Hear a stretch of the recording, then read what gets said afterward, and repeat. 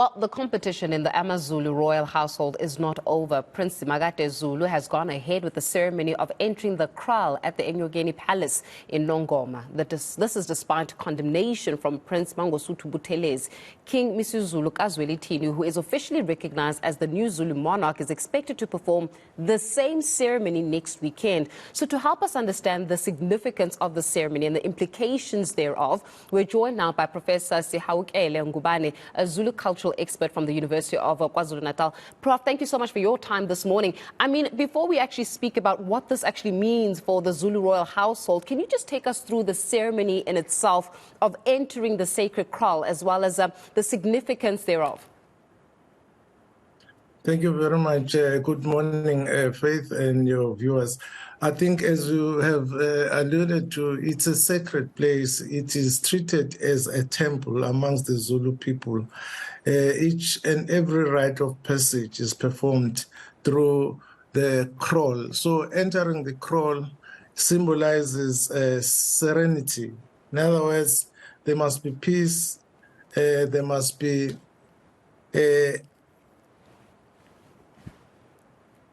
there must be respect for the kraal. So what happens in the kraal is where a king is being anointed to be a king. It is where there is a prayer to the forefathers and the previous kings for acceptance of the new incumbent. So it is very important, and it is part of the traditional aspect of the coronation. Yeah. You know, as you're speaking about how there's an anointing that happens, there's a sacred prayer that happens, there's an ushering in and the soliciting of the ancestors. It's a very spiritual, divine ceremony that takes place. But now we've got Prince Sihawukele, who's gone through the kraal. But at the same time, we're expecting King Misuzulu Kazwelithini to go through the same process next week. I mean, what does this mean now for the Zulu Royal Household? Because now we've got essentially two princes who in itself are wanting to be recognized as the kings of the Zulu nation. Both of them who will both now be going through the ceremony. What does this mean? This is an unfortunate situation because there will be only one king of the Zulu nation. We do not have a deputy king, but the king has been bestowed by the family. The processes were followed. There were meetings within the family. And also what we have to stress is that the heir to the throne is determined by the mother of the heir.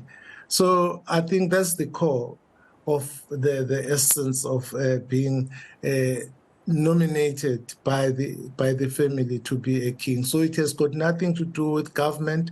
It has got nothing to do with the president. The president was endorsing what was presented by the family. So besides the family meetings that took place prior to the bestowal of the name of King Misuzulu, there are a lot of discussions that took place, and the culture dictates who should be the heir.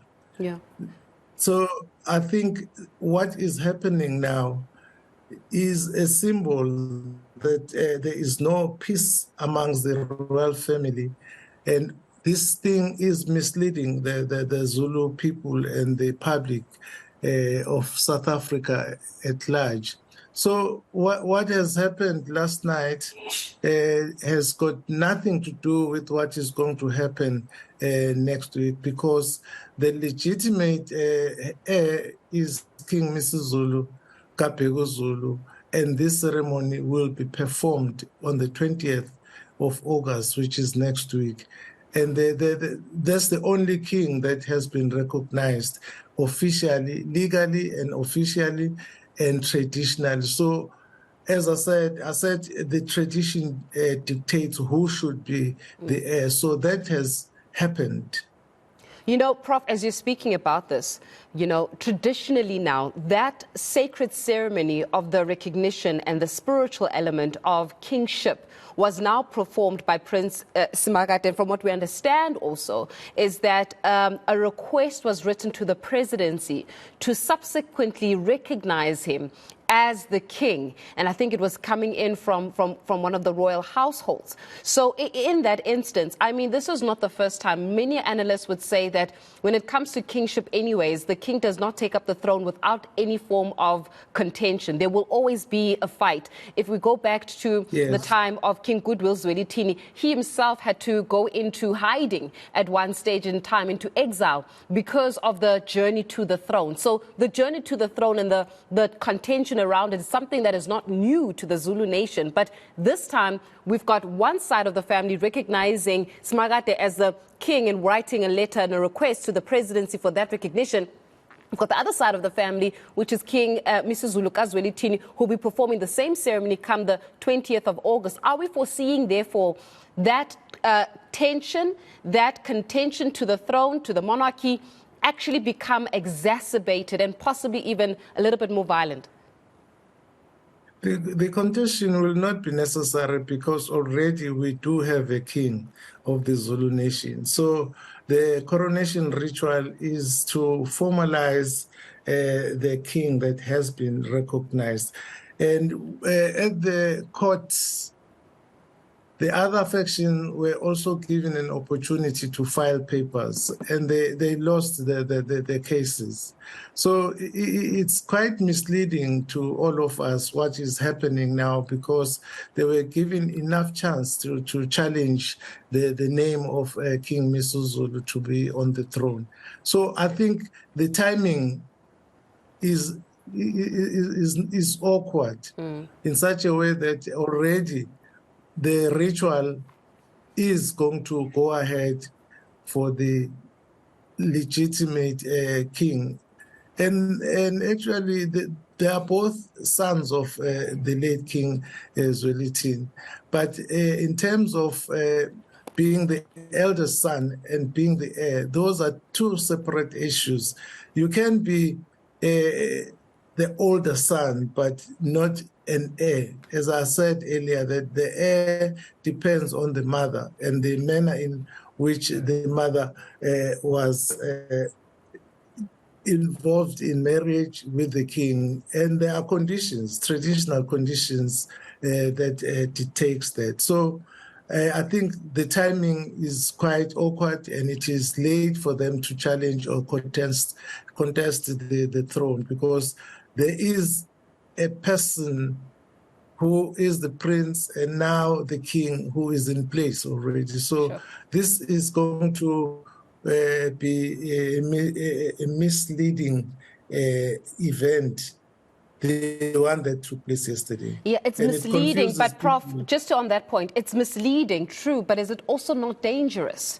Because now essentially you've got two individuals who want to be recognized as the king, right? So in that instance, I mean, if you want to be the heir and you want to be the one that is the king, you're not going to let that seat go and say, here you go and take it. Already there's been an intent shown that I want to be recognized as the king by Prince Sihawukele, which means that letting go of that position may not necessarily come at a, here you go, King Misuzulu, you take on, right? So is it not a little bit also dangerous in terms of having these two people that want to actually have the throne? It is dangerous, as you put it, but as I said, there will always be contestation, and there will always be danger, and there will always be tension when it comes to the throne. But if we consider the number of the princes that are on the side of Prince Sihawukele and the number of the people who are on the side of King Misuzulu, which is already a division between the royal house, shows that the majority of the people in South Africa and in KwaZulu-Natal are on the side of King Misuzulu, because they have been informed that he is the king. So they follow the instruction, because even the will dictated that the king should come from Wakangela Mankengan Royal Palace. So there is Amabutho. Yesterday we saw very few regiments attending. And on the other side, there is a support of Amabutho. There's a support of the majority of the people of KwaZulu-Natal. There's the support from Amakosi in the area. And I think it shows that it is the authentic ceremony that is taking place next week.